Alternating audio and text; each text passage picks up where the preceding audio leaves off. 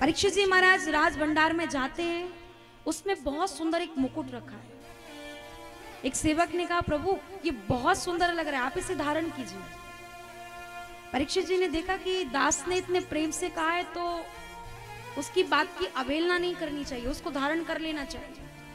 तत्काल जो मुकुट दिखाई दे रहा था उसको परीक्षित ने धारण कर लिया। संजोग देखिए कि उसी मुकुट में कलयुग का वास है, क्योंकि वो मुकुट जरासंध का है। जरासंध कौन था आपको मालूम है? कौन था बताओ, बोलो। अरे भैया ये बात अगर ब्रजवासियों को नहीं पता होगी तो किसको पता होगी?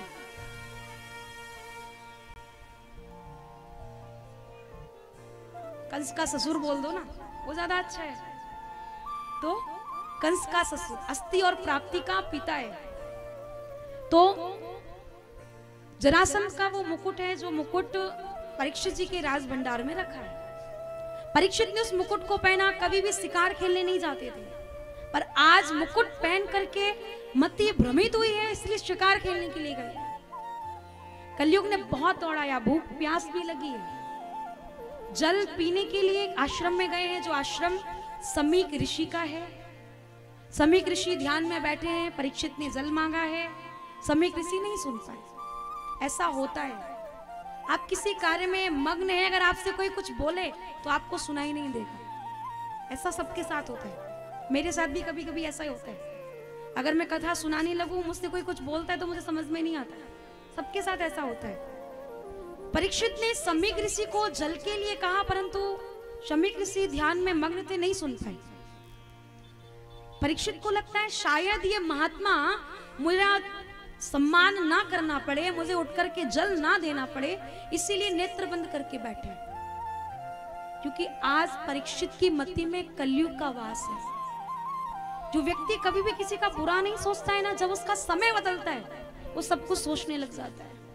क्योंकि समय से बड़ा कोई बलवान नहीं होता है। मनुष्य बड़ा ना होते हैं, समय बड़ा बलवान। भीलन लूटी गोपिका, वही अर्जुन वही बात। जब समय बदलता है तो कुछ भी करा सकता है। परीक्षित ने देखा कि ये नाटक कर रहे हैं, षड्यंत्र दिखा रहे हैं। तत्काल कलयुग मृतक सर्प के रूप में आता है और परीक्षित ने अपने बाण से उसको उठाया है। और उठाने के बाद समीक ऋषि के गले में उस मरे हुए सर्प को डाला है और वहां से प्रस्थान कर जाते हैं। कुछ समय बाद समीक ऋषि के पुत्र श्रृंगी ऋषि को पता चला है किसी ने मेरे पिता के गले में सर्प डाला है।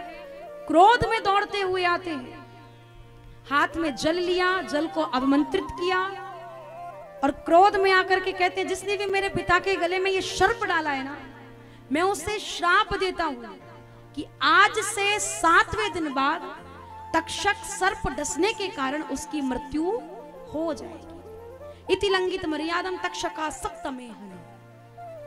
समीक ऋषि ने देखा कि कौन इतनी जोर जोर से बातें कर रहा है। देखा पुत्र है, पूछा किससे बातें कर रहे? बोले बातें नहीं कर रहा हूं, किसी ने आपके गले में सर्प डाला था और मैंने भी उसे श्राप दिया है कि वो आज से 7वें दिन बाद मारा जाए। समीक ऋषि ने ध्यान लगा करके देखा तो समझ में आता है कि वो परीक्षित थे। मन में बहुत पश्चाताप है कि परीक्षित राजा को मेरे पुत्र श्रृंगी ने श्राप दिया है। पुत्र को बहुत समझाते हैं, एक शिष्य को भेजा है जो परीक्षित को बता करके आए कि आपको 7 दिन में मरने का श्राप मिला है, अपनी मुक्ति का उपाय करो। परीक्षित ने सुना, मन में बहुत घृणा है। किस बात की घृणा है? इस बात की कि मेरे द्वारा एक संत का अपमान हुआ है। और कहते हैं संत को भगवान का स्वरूप कहा जाता है, तो कभी भी किसी संत की अवहेलना अपमान नहीं करना चाहिए। संत वही है जो हमें प्रभु से मिलने का रास्ता बताते हैं। परीक्षित ये बात अपनी पत्नी को बताते कि मुझे 7 दिन जीने का अवसर मिला है। अपने पुत्र जन्मेजय को राजा बनाते हैं और परीक्षित राजपाट को त्याग करके गंगा किनारे प्रस्थान करते हैं।